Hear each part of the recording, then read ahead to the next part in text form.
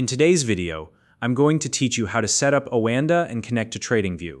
Whether you're new to online trading or looking to streamline your workflow, setting up your Oanda account and linking it to Tradingview can make managing your trades more efficient and convenient. By the end of this tutorial, you'll have everything you need to monitor your balances, place trades, and stay on top of your portfolio, all without switching between platforms. So let's dive in and get started. First, we're going to set up your Oanda account. If you don't already have one, head over to the Oanda website. Simply type www.oanda.com into your browser and follow the steps to create your account. This is important because having an active Oanda account is a requirement for linking it with Tradingview. Once you've signed up, you'll need to complete all the necessary verification steps. This process ensures that your account is fully operational, secure, and ready for trading. It might take a few minutes, so be patient while you upload your documents and wait for approval. After your account is verified, go ahead and log in to Oanda. Logging in confirms that your account setup is complete and allows you to access your dashboard. Once you're in, double-check that everything looks correct. You should see your dashboard and account details displayed clearly. This step is crucial to make sure your account is properly configured and ready to connect to Tradingview. Now, keep the Oanda browser tab open. This will help streamline the authentication process when we move over to Tradingview.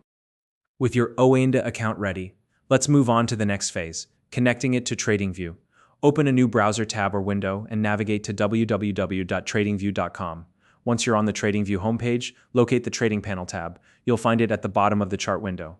Click on it and a list of brokers and services will appear. From here, search for Oanda in the list. You can either type Oanda into the search bar or scroll through the options until you find it. When you see the Oanda logo, click on it.